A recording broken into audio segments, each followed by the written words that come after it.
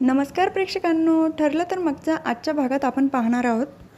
प्रिया कल्पना काकूंचं डोकं दाबत असते. त्याच वेळेला मैनाचा फोन येतो तिला आणि ती मैत्रिणीकडे जाण्याचं कारण सांगून तिथून निघून जाते. सायलीला डाऊट येतो की या वेळेला प्रिया चालली कुठे असेल. त्यानंतर ती तिच्या मागे जाण्याचा निर्णय घेते. कल्पना काकूंना सांगते मी सकाळी यांना टिफिनमध्ये खीर दिली नाहीये. खीर द्यायच्या बहाण्याने ती पण घराबाहेर पडते. तर दुसरीकडे ऑफिसमध्ये चैतन्य अर्जुनला म्हणत असतो, मला तर विश्वासच होत नाही आहे. दुसऱ्याची आयडेंटिटी घेऊन कोणी कोणाच्या घरात कसं घुसू शकतं. तेव्हा अर्जुन म्हणतो, पण हे प्रियाने केलं आहे. तिला नक्की काय हवं असेल? सुभेदारांची प्रॉपर्टी की अजून काही दुसरं कारण असेल? पण यामुळे सगळ्यांच्या इमोशन्स खेळते ती. तेव्हा चैतन्य म्हणतो, रविराज सरांना सांगितलं आहे. अर्जुन नाही म्हणतो, पुरावे नाही अजून आपल्याकडे म्हणून त्यांना सांगितलेलं नाही. चैतन्य म्हणतो, रविराज सरांना हे समजेल त्यांना किती मोठा धक्का बसेल. नंतर प्रिया कारमधून जात असते आणि तिच्या मागे सायली रिक्षातनं जाते. तेव्हा ती अर्जुनला फोन करून कळवते की प्रिया घराबाहेर पडली आहे आणि मला संशय आला म्हणून मी पण तिच्या मागावर आहे आणि ती आर.टी. गार्डनच्या दिशेने चालली आहे. आज नक्की आपल्या हातात काहीतरी पुरावा लागेल. तर अर्जुन म्हणतो, मला लाईव्ह लोकेशन पाठव, मी लगेच निघतो. तेव्हा ती म्हणते, त्याची काही गरज नाही, मला जर तसं काही वाटलं तर मी तुम्हाला फोन करून बोलून घेईल. त्यानंतर ती फोन कट करते. तर प्रिया सदा आणि मैनाच्या घराजवळ येऊन कार उभी करते. तिला सदा आणि मैनाच्या घरात जाताना पाहून सायलीला तर खूप मोठा धक्का बसतो की प्रिया इथे का आली असेल. त्यानंतर ती पण तिथेच लपून खिडकीतनं बघते की काय चाललंय घरामध्ये. तर मैना सदाला म्हणत असते, तुम्ही काय असे आशासारखे बसले बरं. त्याच वेळेला प्रिया घरात येते. तेव्हा सदा म्हणतो, आम्ही केव्हाची वाट बघतोय तुझी, तू आत्ताशी आली. तर मैना म्हणते, तू चहा साखर घेऊनच आली असेल ना. बरं नाही आणलं का, थांब मी घेऊन येते. तर प्रिया म्हणते, काही नको आहे मला, मी ज्या कामासाठी आली ना ते काम करते आणि निघते. तुम्हाला फक्त याच दिवशी माझी आठवण येते ना, इतर वेळेला नाही येत.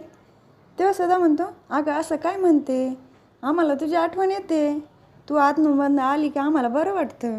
प्रिया मैनाच्या हात पैसे देते, तुमचं काम झालं आहे आणि आता मला कॉल करायचा नाही. तर सायली विचार करते, प्रियाने एवढे पैसे का दिले असतील सदा मैनाला.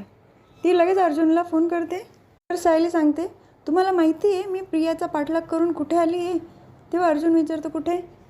तर सायली म्हणते, सदा आणि मैनाच्या घरी आली प्रिया आणि तिने सदा मैनाला पैसेसुद्धा दिले, 15,000 ते 20,000 रुपये असतील. तेव्हा अर्जुन म्हणतो, एवढे पैसे का दिले असतील तिने. तर सायली म्हणते, मलाही काहीच कळत नाही आहे, मी आता फोन ठेवते, नंतर करते तुम्हाला. त्यानंतर प्रिया तिथून निघून जाते. तर सायली दरवाजाजवळ जाते तेव्हा सदा दरवाजा लावत असतो. सायलीला समोर बघितल्यानंतर तो तर खूपच घाबरतो. त्यानंतर सायली दरवाजा उघडून मध्ये येते आणि मैनाने पण सायलीला बघितल्यानंतर दोघांच्याही चेहऱ्याचा कलर उडालेला असतो. मैना पटकन पैसे लपवते पदराखाली. तर दुसरीकडे पूर्ण आजी विमलला शोधत असतात. त्याच वेळेला तिथे प्रिया येते आणि तिचं कौतुक चालू होऊन जातं. अगं आजी, तुला काही हवं होतं का, विमलला शोधते का तू. तर पूर्ण आजी हो म्हणतात. अगं माझी कॉफी प्यायची इच्छा झाली होती ना, तू बनवते माझ्यासाठी. प्रिया म्हणते, तुला आवडेल माझ्या हातची कॉफी. तर पूर्ण आजी म्हणतात, तू जर चांगलं वागण्याचा प्रयत्न करते तर आम्ही पण थोडं चांगलं वागलं पाहिजे ना तुझ्याबरोबर. प्रिया किचनमध्ये जाते कॉफी बनवण्यासाठी.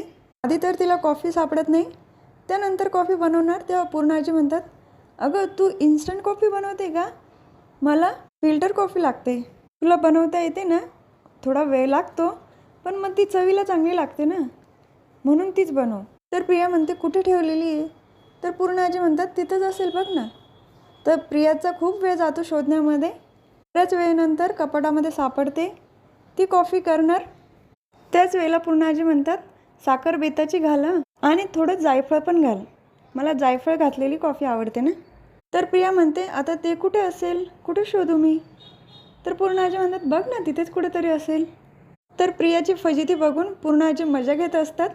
बाजूला तोंड करून हसतात त्या. तर दुसरीकडे सायली विचारत असते, माझी जाऊ प्रिया सुभेदार इथे का आली होती. हे ऐकल्यानंतर सदा आणि मैना तर बघतच राहतात. आणि खरंच उत्तर द्या, कारण तुमचं खोटं आमच्यापासून लपून राहत नाही हे तुम्हाला चांगलंच माहिती आहे. पण ते दोघं काही बोलायला तयार नसतात. त्याच वेळेला अर्जुनचा फोन येतो.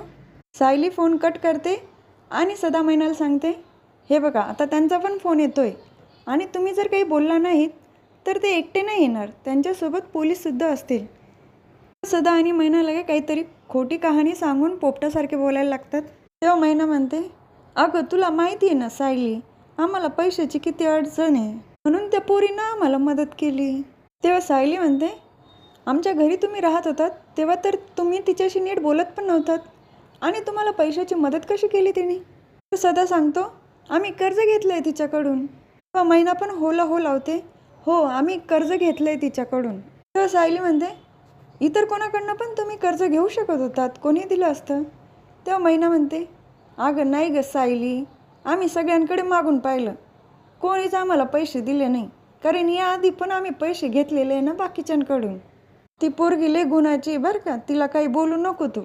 तर मैना घाम वगैरे पुसत असते, म्हणजे घाबरलेली असते. तर हे सायलीच्या लक्षात येतं. त्यानंतर सायली बाहेर निघून येते आणि अर्जुनला फोन करते. तेव्हा अर्जुन म्हणतो, तू माझा फोन का नाही उचलते आणि कट का करते, कुठे आहे नेमकं, काय झालं आहे तिथे? तेव्हा सायली म्हणते, सांगते मी सगळं सांगते, मी आता आधी ऑफिसला येते आणि तिथं आल्यानंतर आपण बोलूया. तेव्हा अर्जुन म्हणतो, हो ठीक आहे, पटकन आहे. तर दुसरीकडे प्रियाला मैनाचा फोन आलेला असतो आणि पूर्णाजी समोर असल्यामुळे प्रिया काही फोन उचलत नाही. 2 वेळा फोन कट करते. तेव्हा पूर्णाजी म्हणतात, अगं एकदा फोनवर बोलून घे, तुझं लक्ष लागणार नाही कॉफीमध्ये. त्यानंतर प्रिया फोनवर बोलायला घेते. पूर्णाजी म्हणतात, एकतर फोनवर बोल नाहीतर कॉफी कर. तिकडून मैनाने सांगितलेलं असतं, तुझी जाव सायली इथं येऊन गेली. हे ऐकल्यानंतर प्रियाच्या हातातनं कॉफी सांडते. तर पूर्णाजी म्हणतात, बघितलं ना, म्हणून मी सांगत होती, एकच काहीतरी कर. प्रिया फोन ठेवून देते आणि पूर्णाजी आधी तिला साफ करून घ्यायला लावतात. प्रिया सगळी कॉफी पुसते. तेव्हा पूर्णाजी हसतात तिच्याकडे बघून. तर दुसरीकडे साक्षी तिच्याच घरातनं लपून खिडकीतनं बाहेर उतरत असते. त्याच वेळेला एका माणसाने तिला बघितलेलं असतं, पण चेहऱ्यावर मास्क असतो आणि उडी घातलेली असते. त्या माणसाला आठवतं की इथे एकदा अर्जुन आणि चैतन्य दोघं येऊन गेले आणि त्यांनी नंबर दिलेला होता त्याला. तर तो तिथेच बाजूला लपून साक्षीला बघत असतो. तेव्हा साक्षी स्वतःशीच बोलत असते, काय वेळ आली माझ्यावर, माझ्याच घरातनं मला लपून बाहेर पडावं लागते. आणि ती कॅश घेण्यासाठी तिथे आलेली असते. साक्षी तिथून निघून जाते. तर दुसरीकडे पूर्णाजी परत प्रियाला कॉफी बनवायला लावतात. प्रिया कॉफी बनवून आणते आणि पूर्णाजीला देते. तिथून ती जाणार त्याच वेळेला पूर्णाजी म्हणतात, अगं कुठे चालली, बस इथे, आता माझी कॉफी पिऊन झाल्यानंतर हा कप तुला धुवून ठेवावा लागेल आणि जे कॉफी बनवलेलं भांडं ते पण धुवून ठेव. हे सगळं मुद्दाम करत असतात हां पूर्णाजी, प्रियाला त्रास देण्यासाठी. तिचा खरा चेहरा त्यांना माहिती आहे ना, जसं आपल्याला अर्जुन सायलीला माहिती आहे तसंच. तर प्रिया तिथेच बसते आणि मनात म्हणते, हो आधी त्या कप्पाला मी राख लावते, मग साबण लावते, स्वच्छ धुते, हवं तर त्याचा मेकअप पण करते ना मी. या म्हातारीला ना, हिच्यामुळे मला महिनाभर जास्त बोलतासुद्धा नाही आलं. ती सायली का गेली असेल? तर सायली अर्जुनच्या ऑफिसमध्ये आलेली असते आणि घडलेला सगळा प्रकार सांगते. त्याच वेळेला चैतन्यला त्या माणसाचा फोन येतो ज्यांनी साक्षीला बघितलेलं असतं. चैतन्य फोनवर बोलल्यानंतर अर्जुन म्हणतो, कोणाचा फोन आला होता? तर चैतन्याच्या काही लक्षात येत नाही की सायली तिथेच आहे. तो पटकन बोलून जातो, महिपतच्या घराबाहेर त्या माणसाने कोणाला तरी बघितलं आहे. तो माणूस होता की मुलगी हे काही त्याच्या लक्षात नाही आलं आहे. तेव्हा सायली विचारते, महिपतच्या घराबाहेर तुम्ही का चौकशी करत होतात? तर अर्जुन काहीतरी उडवाउडीचे उत्तर देतो सायलीला. महिपत बाहेर पडण्यासाठी काहीतरी प्रयत्न करेल ना, म्हणून तिथे आधीच आम्ही चौकशी करत होतो की कोणी येतं की काय. पण सायली खूप हुशार दाखवली हां प्रेक्षकांनो.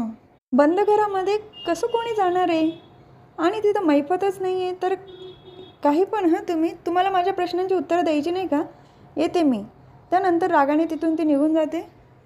तेव्हा अर्जुन चैतन्यला ओरडत असतो, तू का बोलला सायलीसमोर? तेव्हा चैतन्य म्हणतो, मला काय माहिती होतं, तू अजून पण सायली वहिनीला काही सांगितलं नाही. अर्जुन, हे बघ तू खूप मोठी गोष्ट लपवतो आहे हां. त्या आश्रमाच्या वेळेला काय झालं होतं माहिती आहे ना, सायली वहिनी किती चिडली होती तुझ्यावर. तेव्हा अर्जुनला तो घडलेला प्रकार आठवतो, जेव्हा आश्रमाचे तुकडे होणार होते आणि सायलीला सांगितलेलं नव्हतं, ती खूप रागावली होती. तर चैतन्य म्हणतो, जर सायली वहिनीला साक्षीबद्दल काही कळलं ना, ती जिवंत आहे, तर इमॅजिन कर काय होईल ते. तर अर्जुन विचार करतो. तर हा भाग इथेच संपतो. पुढील भागात बघायला मिळतं की सायली अर्जुन कारमधून जात असतात. तेव्हा सायली म्हणते, घरच्यांना जर हे कळलं की प्रिया तन्वी नाही म्हणून किती मोठा धक्का बसेल. तेव्हा अर्जुन म्हणतो, मला लवकरात लवकर तिच्या विरोधात पुरावे जमा करायचे आणि मी त्याच्यासाठी काही करेल. आणि ते पुरावे शोधताना पण दाखवले. तर हा भाग इथेच संपतो. उद्या पुन्हा भेटूया, ठरलं तर मगच्या पुढच्या व्हिडिओमध्ये. तोपर्यंत टाटा बाबा and take care. Like share subscribe करायचं हां नक्की.